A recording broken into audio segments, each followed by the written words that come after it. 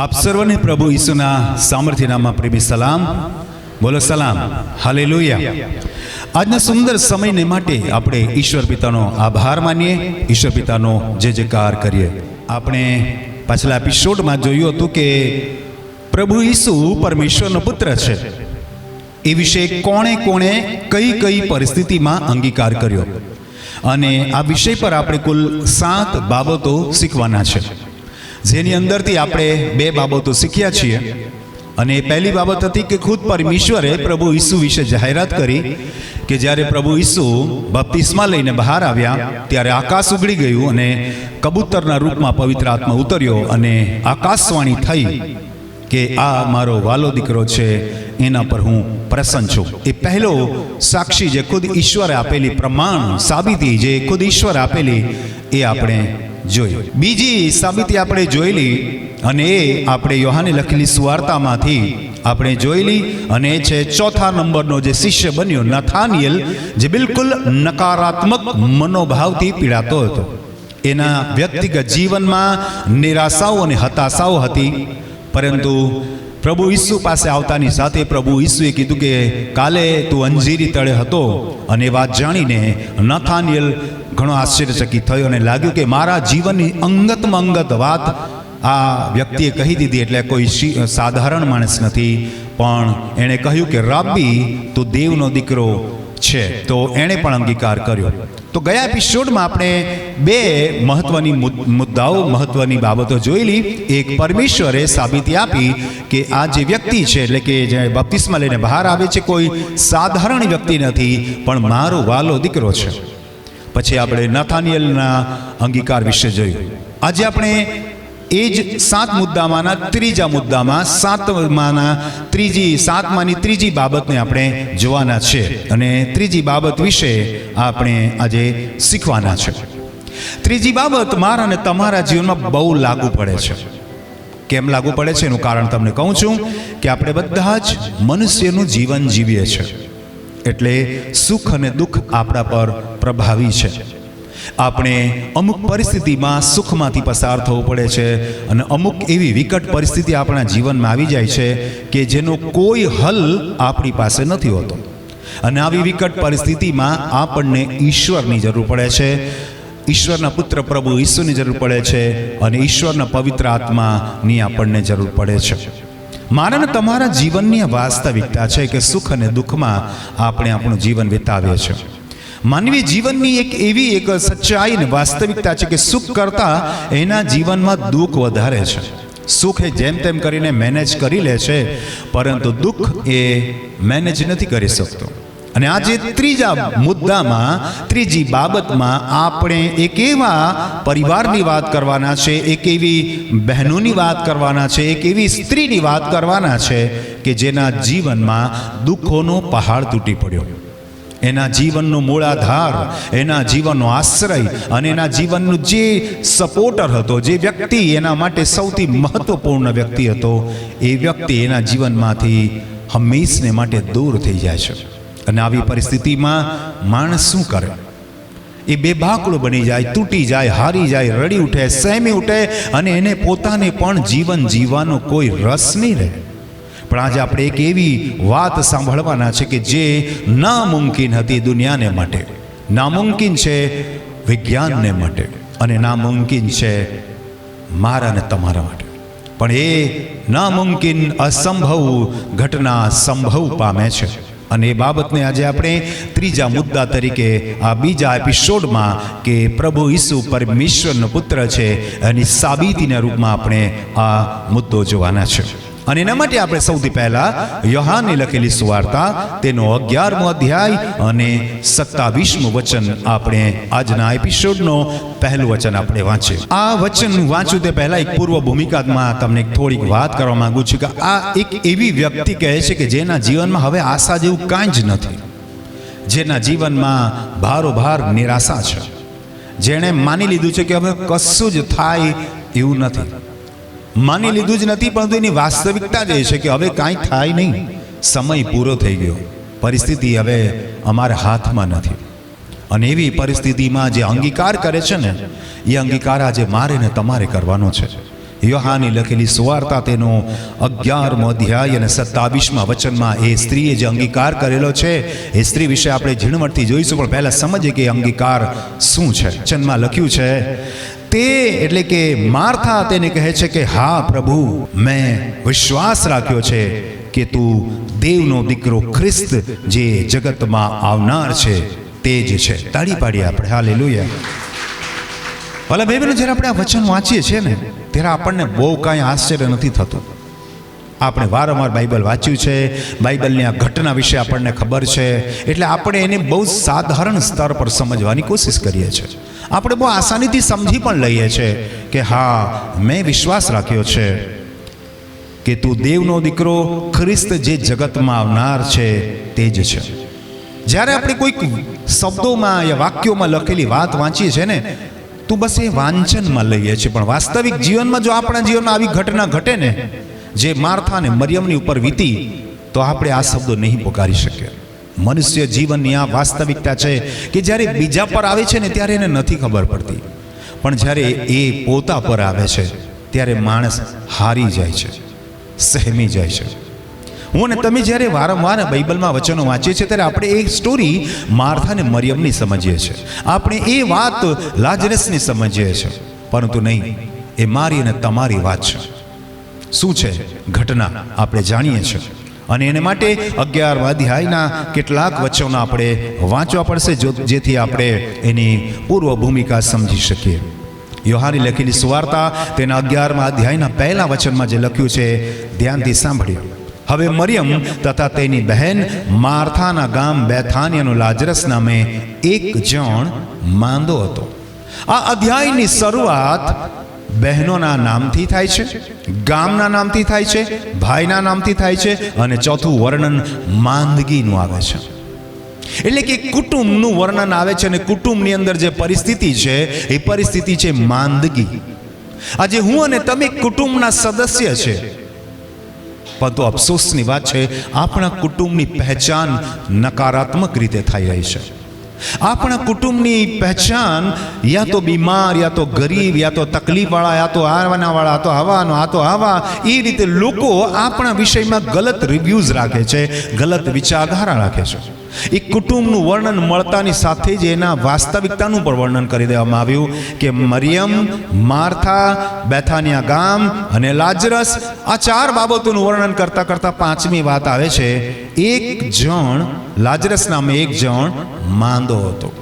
બહુ ધ્યાનથી આપણે જ્યારે વાંચીશું તો આપણને સમજાય છે કે આ અધ્યાયની શરૂઆત કુટુંબથી થાય છે, આ અધ્યાયની શરૂઆત માંદગીથી થાય છે.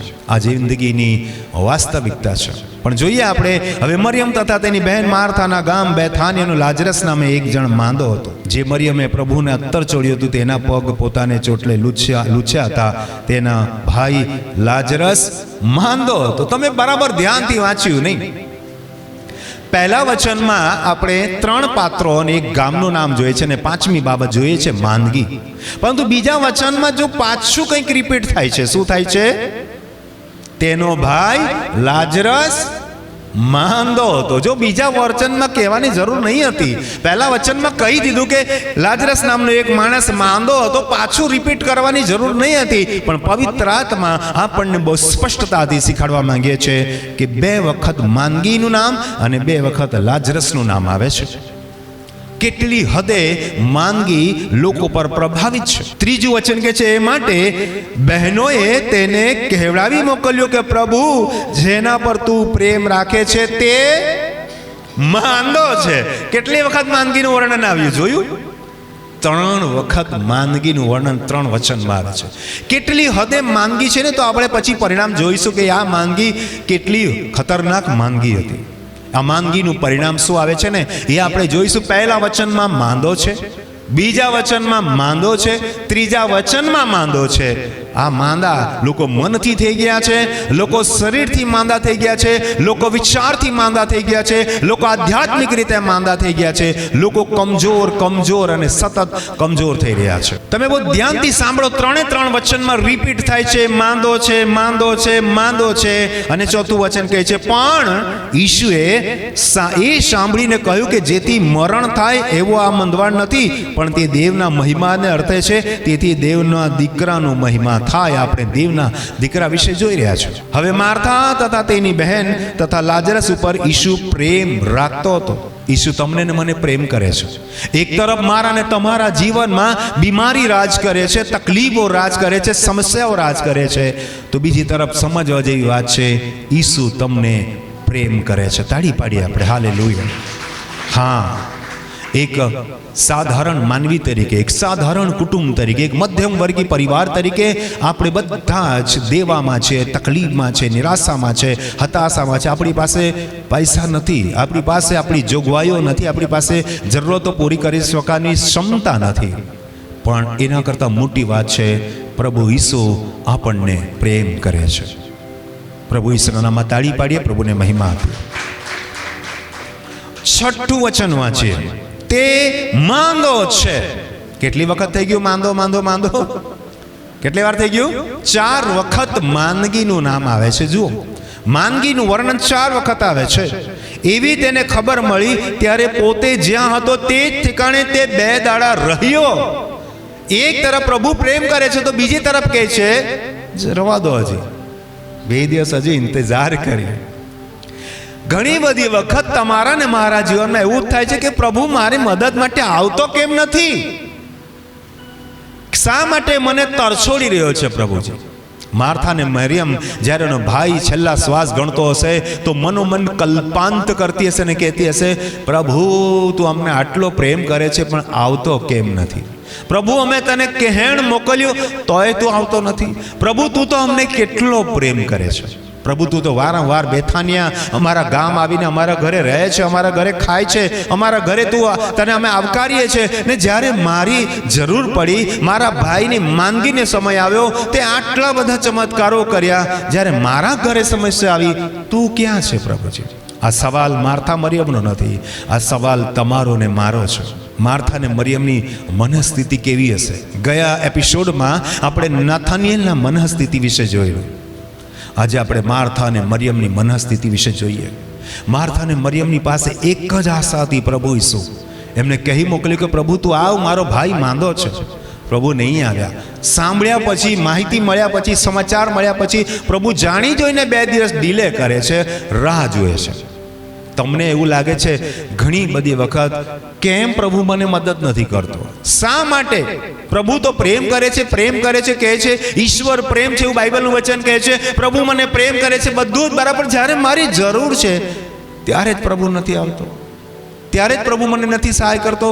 શા માટે પ્રભુ તું મારી પ્રાર્થના નથી સાંભળતો? શા માટે પ્રભુ તું મને મદદ નથી કરતો? આવું આપણું હૈયું ઓર તૂટી જાય છે.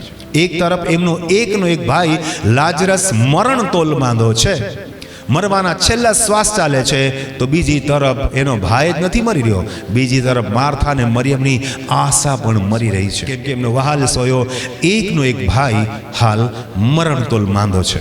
મારા વાલા ભાઈ બહેનો, કે આપણા જીવનમાં આવું તો થઈ રહ્યું છે. હારી જઈએ છીએ, આપણે થાકી જઈએ છીએ, ચિંતામાં અને ચિંતામાં આપણે ઓર વધારે ચિંતિત થઈ જઈએ છીએ. હા, આપણે પ્રભુ ઈસુ પર વિશ્વાસ કરીએ છીએ, હા પ્રભુ ઈસુ આપણને પ્રેમ કરે છે, પણ અત્યારે શું? હાલની સ્થિતિમાં શું? જ્યારે મને ઈશ્વરના પ્રેમની જરૂર છે, ઈશ્વરના સામર્થ્યની જરૂર છે, ઈશ્વરના અભિષેકની જરૂર છે, ઈશ્વરની શાંતિની જરૂર છે, ઈશ્વરના આનંદની જરૂર છે, ત્યારે જ ઈશ્વર મારાથી દૂર. આમ કરીને માણસ હારી જાય છે, તૂટી જાય છે. 7મું વચન કહે છે, ત્યાર પછી તેના શિષ્યોને કહે છે કે ચાલો આપણે ફરીથી યહૂદિયા જઈએ. શિષ્ય તેને કહે છે કે રાબી, હમણાં જ યહૂદીઓ તને પથ્થર મારવાની કોશિશ કરતા હતા, તે છતાં તું પાછો જાય છે. 2 હજી સવાલ તમને આગળ મૂકું છું. પહેલી બાબત નકારાત્મક અને બહુ જ દર્દનાક વાત હતી. લગાતાર 4 વખત લાજરસની માંદગીનું વર્ણન. હવે હજી એક નકારાત્મક વલણ આવે છે, યહૂદીઓનું નકારાત્મક વલણ. યહૂદીઓ ઈસુ પર ખીજાયા હતા, કેમ કે એ પોતે પરમેશ્વરનો પુત્ર કહેતા હતા. ઘણી બધી જગ્યા પર યહૂદીઓને આ જે સંપ્રદાયોની બાબતો હતી એમાં નકારતા હતા, તો એમના વિરુદ્ધમાં હતા અને પથ્થરે મારવાની કોશિશ કરતા હતા. અને બાઇબલના જૂના કરારના નિયમ પ્રમાણે જે કોઈ પોતાને પરમેશ્વર યા પરમેશ્વર તુલ્ય સમજે અને પોતાને એવી રીતે જાહેર કરે કે હું ઈશ્વર યા ઈશ્વર જેવો છું, તો યહૂદી લોકોના નિયમ પ્રમાણે, ધર્મશાસ્ત્ર પ્રમાણે એમને પથ્થરે મારી નાખવાનો નિયમ હતો. ઈસુએ કીધેલું કે હું દેવનો દીકરો છું. આજે આ દુનિયાની અંદર પ્રભુ ઈસુને અંગત તારનાર તરીકે સ્વીકાર કરવા માટે બહુ મુશ્કેલી છે, કેમ કે જગત માનતું નથી. આ જગતની પરિસ્થિતિ ઈસુનો સતત નકાર કરી રહ્યો છે. અને અહીંયા પણ પરિસ્થિતિ જોઈએ છે કે યહૂદી લોકો ઈસુનો નકાર કરી રહ્યા છે. ઈસુ જો આવે તો આપણે એને પથ્થરે મારીએ, નિયમ શાસ્ત્ર પ્રમાણે આપણે એને સજા કરીએ. તો લોકોનું મનઃસ્થિતિ પણ એવી નકારાત્મક હતી કે ઈસુને જોતાની સાથે જ એને પકડીએ અને નિયમ શાસ્ત્ર પ્રમાણે સજા ફરમાવીએ અને એને ગામની બહાર લઈ જઈએ અને પથ્થરે મારીએ. એટલે કે માત્ર માર્થા અને મરિયમનું મનોબળ નકારાત્મક હતું, પણ યહૂદી લોકોનું મન પણ નકારાત્મક હતું ઈસુને મારવા માટે, ઈસુને સજા કરવા માટે. અહીંયા એમણે કીધું કે તને તો પથ્થરે મારવાની કોશિશ કરતા હતા. અને શિષ્યોએ શું કીધું? અને તું ત્યાં પાછો જાય છે. 12 શિષ્યો છે એની સાથે આ સમયે, 11મા અધ્યાયના સમયની વાત કરું તો. અને 12 શિષ્યોની અંદર પણ એક પ્રકારનું નકારાત્મક મનોભાવ છે. પહેલા છે માર્થા અને મરિયમની અંદર નકારાત્મક ભાવ. લાજરસ તો ઓબ્વિયસલી માંદો જ છે, પરંતુ માર્થા અને મરિયમની અંદર પણ નકારાત્મક ભાવ છે. તે સમયે યહૂદી લોકોનો વિચારધારા પણ નકારાત્મક છે. અને ઈસુની સાથે એના 12 શિષ્યો છે એની અંદર પણ નિરાશાવાદીતા છે. પ્રભુ તું ત્યાં જશે તો તને તેઓ પથ્થરે મારશે, અમારા ગુરુને કોઈ નુકસાન ન થાય, અમારા ગુરુને કોઈ શિક્ષા ન થાય, અમારા ગુરુને પથ્થરે મારશે તો શું થશે? એ પ્રકારની નકારાત્મક મનોભાવથી શિષ્યો પણ ઘેરાયેલા હતા. ક્યાંય પણ હકારાત્મકતા જોવા નથી મળતી. આજે મારા ને તમારા જીવનમાં આવું છે. માંદગીના ક્ષેત્રમાં, એટલે કે આરોગ્યના ક્ષેત્રમાં આપણે નકારાત્મક છે. આપણા જીવનમાં કંઈ સારું નથી થઈ રહ્યું. આર્થિક ક્ષેત્રમાં આપણે નકારાત્મક થઈ ગઈએ છીએ, કેમ કે આપણી પાસે દેવું છે, ચિંતા છે, અને ભવિષ્યની ચિંતાને માટે આપણે ચિંતિત છીએ કે શું થશે. ત્રણેય ક્ષેત્રની અંદર આપણે નકારાત્મક મનોભાવથી પીડાય છે. આપણે લગાતાર નકારાત્મક મનોભાવ રાખીએ છીએ. શું થશે મારું? આજે મારી સ્થિતિ સારી નથી તો આવતીકાલ તો એના કરતાં ખરાબ આવશે. એ પ્રકારની મનોદશાથી આપણે પીડાઈએ છીએ. ચિંતાઓ, તંગીઓ, કરજાઓ અને બોજાઓથી લદાયેલો છે. આપણે બધા જ બહુ સુંદર કપડાં પહેરીએ છીએ, બહુ સુંદર તૈયાર થઈએ છીએ, પણ આપણા મનની અંદર વિચલન છે. આપણા મનની અંદર કાંઈક તકલીફો છે, આપણે નથી શેર કરી શકતા. આપણે દુઃખી, લાચાર, ચિંતિત અને બહુ નબળા છે, નકારાત્મક છે. આપણે જોઈએ અહીંયા શું બન્યું છે. માર્થા અને મરિયમની અંદર ડર, ભય છે, ને ભાઈ મરી જવાનો નકારાત્મક વિચારધારા છે. યહૂદી લોકોમાં નકારાત્મકતા છે, ભારોભાર દ્વેષ છે ઈસુ માટે. અને શિષ્યોની અંદર પણ વિચારધારા છે કે પ્રભુ તું નહીં જતો, પથ્થરે મારશે. 7મું વચન કહે છે કે આ બધી જ પરિસ્થિતિ હોવા છતાં ત્યાર પછી તે તેના શિષ્યને કહે છે, ચાલો આપણે ફરીથી યહૂદિયા જઈએ. તાળી પાડીએ આપણે, હાલેલુયા. જોયું? હા, લાજરસ માંદો છે. 4 વખત માંદગીનું વર્ણન આવ્યું. હા, માર્થા અને મરિયમ નકારાત્મકતાથી ઘેરાયેલા છે, નિરાશાથી ઘેરાયેલા છે, એમના ભાઈને મરતા જોઈ રહ્યા છે. હા, યહૂદીઓ પથ્થર મારવાની અણી પર છે, તેઓ તલપાપડ છે કે ઈસુને સજા કરીએ. હા, શિષ્યો પણ હાલ નિરાશાવાદીના વલણથી ઘેરાયેલા છે. પણ નહીં, એક એવો છે જે ઉત્સાહી છે. એક એવો છે કે આ તમામ પરિસ્થિતિઓ પર, એટલે કે માર્થા મરિયમના નકારાત્મક વલણ પર જીત મેળવી શકે છે. હા, જે મરેલા લાજરસને જીવતો કરી શકે છે. હા, જે યહૂદીઓના મનોભાવને બદલી શકે છે. હા, જે શિષ્યોના મનોભાવને બદલી શકે છે. એ ઈસુ બિલકુલ હકારાત્મકતાથી કહે છે, ચાલો આપણે ફરીથી જઈએ. હાલેલુયા, બોલો હાલેલુયા. આજે એ હકારાત્મક વલણની તમને ને મને જરૂર છે. અને એટલા માટે બહુ સીધું સરળ એક અંગ્રેજી વાક્ય છે, બી પોઝિટિવ, એટલે કે હકારાત્મક બનો. હું ને તમે બહુ નકારાત્મક થઈ જાય છે તો હજી આપણા દુઃખો વધી પડે છે. દુઃખો પર વ્યાજ વધી જાય છે. હજી આપણા દુઃખોને હજી આપણે વધારી દઈએ છીએ. આપણા દુઃખોમાંથી કેવી રીતે બહાર આવવું એ વિચારવા કરતાં આપણે દુઃખમાં કેવી રીતે હજી વધારે ગરક થઈ જાય ને એવા જ આપણા વિચારો ચાલુ થઈ જાય છે. કેમ કે મનુષ્ય દુઃખ નથી સહન કરી શકતો. સુખમાં એ છકી જાય છે, પરંતુ દુઃખમાં થાકી જાય છે. મારા શબ્દો સાંભળો, સુખમાં એ છકી જાય છે પણ દુઃખમાં થાકી જાય છે. આપણે જોઈએ આગળનું વચન. આગળ વચન કહે છે, ઈસુએ ઉત્તર આપે કે શું દિવસના 12 કલાક નથી? દિવસે જો કોઈ ચાલે તો તે આ જગતનો પ્રકાશ દેખે છે, માટે ઠોકર ખાતો નથી. એણે જે વર્ણન કર્યું એ દિવસના 12 કલાકનું વર્ણન કર્યું. 10મું વચન, પણ જો કોઈ રાત્રે ચાલે તો તેનામાં પ્રકાશ નથી, માટે તે ઠોકર ખાય છે. તેણે વાતો કહી અને એણે રાતની વાત નહીં કરી, દિવસની વાત કરી. એટલે કહેવાનો મતલબ, ચાલો આપણે જઈએ, એમાં હકારાત્મકતા છે. અને એણે જે વર્ણન કર્યું ને, રાતનું વર્ણન નહીં કર્યું, એણે શેનું વર્ણન કર્યું? દિવસનું વર્ણન કર્યું, અજવાળાનું વર્ણન કર્યું. એ હકારાત્મકતાને દર્શાવે છે. એમ નથી કહેતા કે દિવસ થાય ને રાત થાય છે, એટલે દિવસ પછી રાત થાય તો અંધકારને સપોર્ટ મળે છે. એણે એવું નથી કીધું. એણે દિવસની વાત કરી, અજવાળાની વાત કરી. અંધારામાં ચાલે તો પ્રકાશ ક્યાંથી મળે? અજવાળામાં ચાલો, બી પોઝિટિવ, એવું પ્રભુ આપણને કહે છે. અને આગળનું વચન કહે છે, તેણે વાતો કહી અને ત્યાર પછી તે તેઓને કહે છે, આપણો મિત્ર લાજરસ ઊંઘી ગયો છે, પણ હું તેને ઊંઘમાંથી જગાડવા સારું જાઉં છું. તાળી પાડીએ આપણે. હાલેલુયા. બહુ બારીકીથી અધ્યયન કરીએ આપણે. લાજરસની માંદગી માટે કેટલી વખત શબ્દ વાપરવામાં આવેલો? 4 વખત. માંદો છે, માંદો છે, માંદો છે, માંદો છે. પણ આ 4 વખત એટલી ભયંકર પરિસ્થિતિનું વર્ણન કર્યું, પણ પ્રભુએ એક જ શબ્દમાં હટાવી દીધી. કીધું, આપણો મિત્ર છે, આપણો મિત્ર લાજરસ માંદો છે લખ્યું છે? બીમાર છે લખ્યું છે?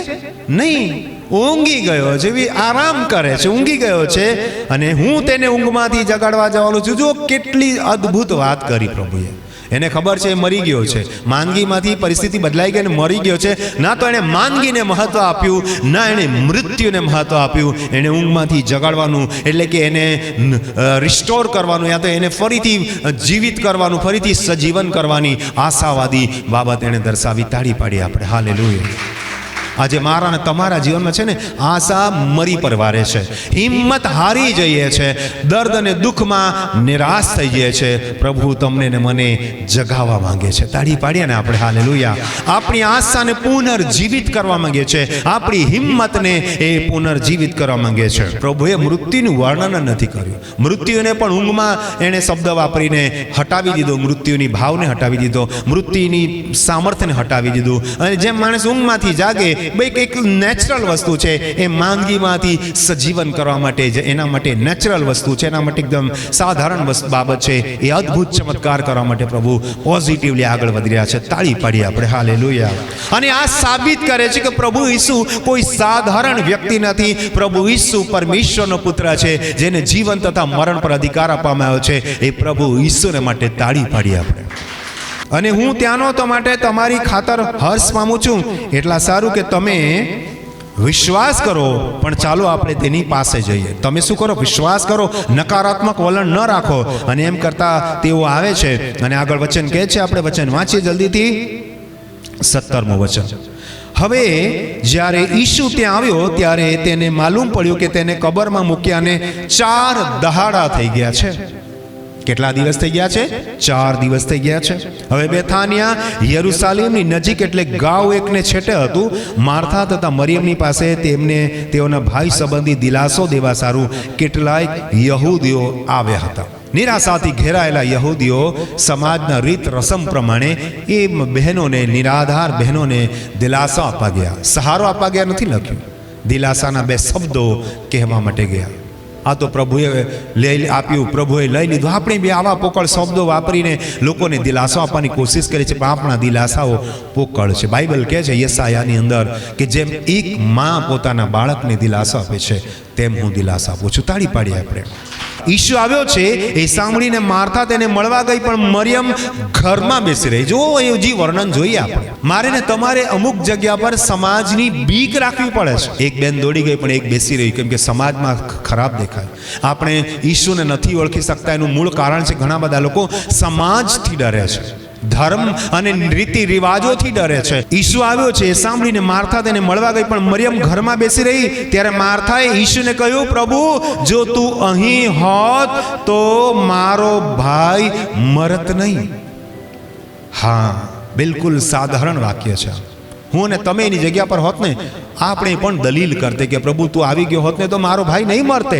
પ્રભુ તે મને મદદ કરી તો આ દુઃખ મારે નહીં આવતે. અને હજુ પણ તું દેવ પાસે જે કંઈ માગશે તે દેવ તને આપશે, હું જાણું છું. તાળી પાડી આપણે. ભારોભાર નકારાત્મકતા હતી, પણ ઈસુને ઘરથી થોડે દૂર મળવા ગઈને અચાનક એને જોતાની સાથે એની અંદર એક ઉમંગ આવી ગઈ, એક પોઝિટિવિટી આવી ગઈ, એક હકારાત્મક વિચારધારા આવી ગઈ.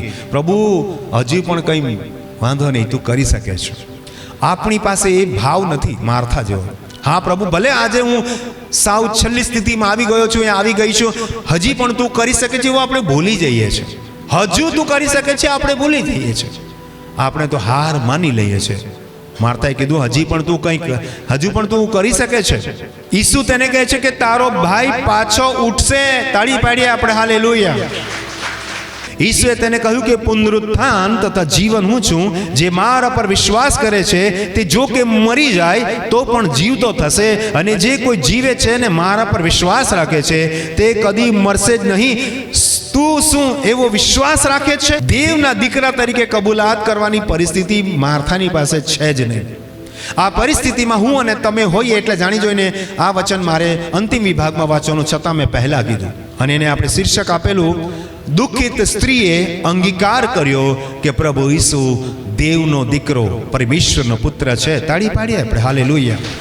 આ સ્ત્રીના દર્દ વિશે મેં તમારી આગળ ભૂમિકા બતાવી, કેવી રીતે એનું વર્ણન છે નકારાત્મક અને નિરાશાવાદી તે બતાવ્યું હતું. એવું કેવું નામુમકિન હતું, કેમ કે એનો ભાઈ ઓલરેડી મરી ગયો છે અને એને કબરમાં દફનાવી દીધો છે.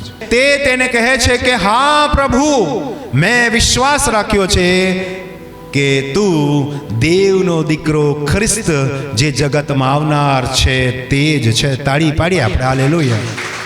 નથાનિયેલના સંદર્ભમાં આપણે જોયેલું તો નથાનિયેલ ભારોભાર નકારાત્મક વલણથી ઘેરાયેલો હતો, પરંતુ જ્યારે પ્રભુ ઈસુનો અને પહેલી વખત ભેટો થાય છે ત્યારે એ જે અંગીકાર કરે છે એ શબ્દો કહે છે, રાબ્બી તું દેવનો દીકરો છે, તું ઇઝરાયલનો રાજા છે. 3 બાબત એણે અંગીકાર કરેલી નથાનિયેલે. પણ અહીંયા માર્થાની સ્ટોરી બિલકુલ અલગ છે. માર્થા ભારોભાર દુઃખ પીડા કલ્પાનથી ભરેલી છે, કેમ કે એમનો વહાલ સોયો ભાઈ મૃત્યુ પામ્યો છે. 4 દિવસ છે કબરની અંદર દફનાવી દેવામાં આવ્યો છે. હવે કોઈ આશા નથી, અને જ્યારે કોઈ આશા નથી ને ત્યારે કોઈ આશાવાદી જવાબ પણ નહીં હોય. પણ જવાબ કેટલા મળે છે ધ્યાન આપીએ. જ્યાં સૌથી કપરી પરિસ્થિતિ છે ને ત્યાં જવાબ કેટલા મળે છે જોઈએ. હા પ્રભુ, પહેલો અંગીકાર કયો છે? હા પ્રભુ. હકારાત્મકતાથી એ પ્રભુ તરીકે ઈશુને કબૂલ કરે છે. તાળી પાડીએ આપણે. બીજો અંગીકાર કહે છે મેં વિશ્વાસ રાખ્યો છે. આ પણ હકારાત્મકતા બતાવે છે. તાળી પાડીએ આપણે. ત્રીજી વાત કહે છે તું દેવનો દીકરો છે. કેટલી અદ્ભુત વાત છે. તાળી પાડીએ ને આપણે. ચોથી વાત કહે છે ખ્રિસ્ત છે. તાળી પાડીએ આપણે. અને પાંચમી વાત કહે છે જગતમાં આવનાર છે તે જ છે. માંદગી કેટલી વખત હતી? માંદગી શબ્દ કેટલી વખત આવેલો? 4 વખત. અહીંયા મૂળભૂત રીતે 4 અંગીકાર જોવા મળે છે. શરૂઆતના વચનમાં પહેલું, બીજું, ત્રીજું વચનની અંદર 4 વખત માંદગીનું વર્ણન આવે છે. પણ જ્યારે અંગીકાર કરે છે ને તો 4 મહત્વની બાબતોનો અંગીકાર કરે છે. પહેલી છે પ્રભુ, બીજું છે દેવનો દીકરો, ત્રીજું છે ખ્રિસ્ત, અને ચોથું છે જે જગતમાં આવનાર છે તે છે. તાળી પાડીએ ને આપણે. 4 નકારાત્મક બાબતો, માંદગી, માંદગી, માંદગી, માંદગી. 4 વખત માંદગીનું વર્ણન, 4 વખત અંગીકાર. તમારા પર જેટલી વખત દુઃખ આવે ને એટલી વખત અંગીકાર કરો કે ઈસુ દેવનો દીકરો છે. તાળી પાડીએ આપણે હાલેલુયા. તમે એક દુઃખનો સામનો કરો ને તો કહો પ્રભુ ઈસુ તારો આભાર. બીજા દુઃખનો એના પર આવી પડે તમારા પર બીજું દુઃખ તો પ્રભુ ઈસુ તારો ધન્યવાદ. ત્રીજું દુઃખ આવી પડે પ્રભુ તારી સ્તુતિ થાવ. ચોથું દુઃખ આવી પડે તો પ્રભુ મને આ દુઃખમાં પણ તમે બચાવી રાખ્યો છે માટે તારો કોટી કોટી ધન્યવાદ. દુઃખ પણ કહેશે અલા ભાઈ શું કરું. અયુબની સહનશીલતા વિશે આપણે જાણીએ છીએ.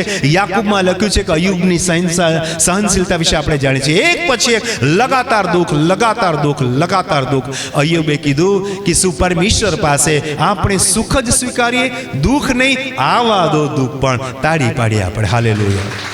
વિકટ પરિસ્થિતિ, દુઃખિત પરિસ્થિતિ, નિરાધાર પરિસ્થિતિ અને બિલકુલ હતાશ પરિસ્થિતિમાં પણ માર્થાએ 4 બાબતોનો અંગીકાર કર્યો. 4 વખત માંદગીનો શબ્દ વર્ણન તો 4 વખત એને અંગીકાર કર્યો. પ્રભુ, દેવનો દીકરો, ખ્રિસ્ત અને મસાયા યા મસીહ શબ્દ કહેવાય છે. આજે તમે શું કરી રહ્યા છો? તમારા અને મારા જીવનમાં ઘણા દુઃખો અને તકલીફો છે, ઘણી સમસ્યાઓ છે, પણ આજે આપણે વિશ્વાસ કરવાની જરૂર છે. પ્રભુ ઈસુ આપણા જીવનનો અંગત તારનાર છે. એ આપણી સુધી લે છે, એ આપણને પ્રેમ કરે છે, એ આપણી ખબર લે છે અને એ આપણા માટે કાર્ય કરશે. આપણે અંતિમ બાબતમાં છે, ઈસુ રડ્યો. એ જોઈને યહૂદીઓએ કહ્યું કે જુઓ, તે તેના પર કેટલો બધો પ્રેમ રાખતો હતો. પણ તેમાંના કેટલાકે કહ્યું કે જેણે આંધળાની આંખો ઉગાડી તેનામાં શું આ માણસ ન મરે એવું પણ કરવાની શક્તિ નહોતી? હા, લોકોમાં પોઝિટિવિટી આવવા માંડી. તાળી પાડીએ ને આપણે. પરિસ્થિતિ ખાલી લાજરસ જીવતો થયા નથી. તો હું જે શીખવાડવા માંગુ છું, ધ્યાનથી શકો. સંદેશના અંતિમ ભાગમાં છે આપણે. શરૂઆતની પરિસ્થિતિથી લાજરસ માંદો છે, 4 વખત કહેવામાં આવ્યું. અને બે બહેનો રડતી હતી, કકળતી હતી. અને જ્યારે મરી ગયો તો દિલાસો દેવા માટે યહૂદી આવેલા. અને બીજી પણ આપણે વાત જોઈ ગયા કે એ યહૂદીઓ ઈસુને પથ્થરે મારવાની કોશિશ કરતા હતા. બધી જ પરિસ્થિતિ નકારાત્મક હતી. પણ હવે બધી જ પરિસ્થિતિ હકારાત્મકતા તરફ વળી રહી છે. તાળી પાડીએ ને આપણે. એ યહૂદીઓ જે ઈસુને ઇંતજાર કરતા હતા એને મારવા માટે, સજા આપવા માટે, પથ્થરે મારવા માટે, પણ એ જ કહેતા હતા કે આ બિચારો રડી રહ્યો છે, કેટલો પ્રેમ કરે છે. દેટ મીન્સ તે લોકો એને માટે એક હકારાત્મક વલણ રાખે છે. અને અમુક લોકો કહે છે કે જેણે આંધળાની આંખો ઉગાડી એ મરેલાને જીવતો નહીં કરે. જો ઈસુ માટે પોઝિટિવ થઈ રહ્યા છે.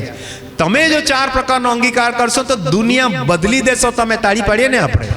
દુનિયાના મનોભાવોને બદલી દેશે. આજે દુનિયામાં ઈસુનો બહુ લોકો નકાર કરે છે. એનું કારણ છે કે તમે સ્વીકાર નથી કરતા, તમે અંગીકાર નથી કરતા. માર્થા એવી પરિસ્થિતિમાં હતી કે એનો એકનો એક ભાઈ મરી ગયો. હવે એને ભરોસો કરવાની જરૂર જ નહીં હતી. ભરોસો થાય એવી સ્થિતિ નહોતી, પણ છતાં એને ભરોસો કર્યો. 4 બાબતોનો અંગીકાર કર્યો. પ્રભુ, પછી ખ્રિસ્ત, પછી દેવનો દીકરો અને મસીહ. તો આજે તમારે વિકટ પરિસ્થિતિમાં પ્રભુ ઈસુ પર વિશ્વાસ કરવાનો છે. જો તમે વિશ્વાસ કરવાનો આરંભ કરી દેશો તો દુનિયાનો નજારો બદલાઈ જશે. આ દુનિયા બદલાઈ જશે. દુનિયાના લોકો ઈસુ માટે નકારાત્મક માનતા હતા, તો હવે હકારાત્મક વલણ તરફ આવ્યા કે કેટલો પ્રેમ કરતો તો બિચારો રડી રહ્યો છે. અને કહે છે કે આંધળાઓની દ્રષ્ટિ જેણે આપીશું, આ મરેલાને જીવતો નહીં કરે. જો પોઝિટિવ, જેના હાથમાં પથરા હતા અને એમના હૈયામાં હવે પ્રેમ આવી ગયો. જેમના મનોભાવ નિરાશાથી ભરેલા હતા ને હવે એ લોકો ઈસુ માટે લાગણી રાખવા માંડ્યા. તાળી પાડીએ ને આપણે. જો આ ધરતી પર, આ દુનિયામાં ઈસુના નામનો ડંકો વગાડવા માંગતા હોય, ઈસુના નામનું મહિમા કરવા માંગતા હોય ને, તો ભલે તમે દુઃખી છો, નિરાશ છો, હતાશ છો, બીમાર છો, તમારે અંગીકાર કરવાની જરૂર છે. તમારે સ્વીકાર કરવાની જરૂર છે. તમારા મનમાં, તમારા હૃદયમાં ઈસુને પહેલું સ્થાન આપવાની જરૂર છે. તાળી પાડીએ ને આપણે. ઈસુ આવ્યા. 39મું વચન. ઈસુ કહે છે કે પથ્થરને ખસેડો. કયા પથ્થરને ખસેડો? પ્રભુ, તમારા હૃદય પર જે અંધકારનો જે પથ્થર છે, નિરાશાનો જે પથ્થર છે, હતાશાનો જે પથ્થર છે, એ હટાવવા માટે કહે છે. તાળી તો પાડીએ ને આપણે. તમારી મનસ્થિતિમાં જે દુઃખ આવી પડ્યું છે ને, એ પથ્થરને હટાવો. અને ઈસુ તેને કહે છે કે પથ્થરને ખસેડો. મરનારની બહેન માર્થા તેને કહે છે કે પ્રભુ, હવે તો તે ગંધાતો હશે, કેમ કે આજ તેને 4 દહાડા થયા. ઈસુ તેને કહે છે કે જો તું વિશ્વાસ કરશે તો તું દેવનું મહિમા જોશે. ત્યારે તેઓએ પથ્થર ખસેડ્યો અને ઈસુએ આંખો ઊંચી કરીને કહ્યું, હે બાપ, તે મારું સાંભળ્યું છે, માટે હું તારો આભાર માનું છું. અને તું નિત્ય મારું સાંભળે છે એ જાણતો હતો. પણ જે લોકો આસપાસ ઊભા રહેલા છે, જેઓની અંદર ભારોભાર નકારાત્મકતા છે, જેઓ મારા માટે પથ્થર હાથમાં લઈને ફરે છે, પ્રભુ, તેઓને લીધે મેં કહ્યું. યહૂદી લોકોએ કીધું, આ દેવનો દીકરો કહે છે ને પોતાને, એને તો આપણે પથ્થરે મારી નાખ્યો. એમના હૈયામાં પથ્થર હતા, એમના હાથમાં પથ્થર હતા, એમના દિલ દિમાગમાં પથ્થર હતા, લાજરસની કબરની ઉપર પથ્થરા હતા. જ્યાં જેવો ત્યાં માંદગી ને પથ્થરા છે. આજે તમારા પર બી કેટલાય પથ્થરા, પણ કેટલા આરોપ લાગે છે. એમ બોલ્યા પછી તેણે ઊંચે સ્વરે પુકાર્યું, લાજરસ, બહાર આવ. કોણે પથ્થર હટાવ્યો? લોકોએ પથ્થર હટાવ્યો. આજે તમારે પથ્થર હટાવવાનો સમય છે. તાળી પાડીએ. જ્યાં સુધી તમે પથ્થર હટાવવાનો પ્રયત્ન નહીં કરશો ને, ત્યાં સુધી તમે ચમત્કાર નહીં જોશો. ઈસુએ કહ્યું પથ્થર હટાવો, અને શું થયું તે જોઈએ. એમ બોલ્યા પછી તેણે ઊંચે સ્વરે પુકાર્યું, લાજરસ, બહાર આવ. ત્યારે જે મરી ગયેલો હતો તે કફનથી હાથે ને પગે વીંટાળેલો બહાર આવ્યો અને તેના મોં પર રૂમાલ બાંધેલો હતો. ઈસુએ તેને કહ્યું, તેના બંધન છોડી નાખો ને તેને જવા દો. આ બધા જેટલા બી વચન આપણે વાંચ્યા ને, 1 થી 44, એનો વચન ફરી પાછા વાંચીએ આપણે. પહેલો અને છેલ્લા વચનની સ્ટોરી આપણે સાંભળી, આખી વાત આપણે સાંભળી ગયા. વચન વાંચીને સંદેશ સમાપ્ત કરીશું. વચન કહે છે, તે તેને કહે છે, હા પ્રભુ, મેં વિશ્વાસ રાખ્યો છે કે તું દેવનો દીકરો ખ્રિસ્ત જે જગતમાં આવનાર છે તે જ છે. વચ્ચે એટલે તમારા હૃદયમાં આજે અંગીકાર કરીએ. તાળી પાડીએ આપણે હાલેલુયા. ના પહેલા માંદગીમાં, ના પછી મૃત્યુમાં, આજે વચ્ચે અંગીકાર કરીએ, બિલકુલ હૃદયમાં અંગીકાર કરીએ. પ્રભુ ખ્રિસ્ત દેવનો દીકરો જગતમાં આવનાર છે. હા, મારો ઈસુ જે પ્રભુ તરીકે આવ્યો, જે ખ્રિસ્ત તરીકે આવ્યો, જે દેવના દીકરા તરીકે આવ્યો, એ તમને ને મને લેવા માટે આવી રહ્યો છે. પહેલી વખત તમને ને મને લેવા માટે અને બીજી વખત ન્યાય કરવા માટે આવી રહ્યો છે. તાળી પાડીએ પ્રભુ ઈસુને માટે.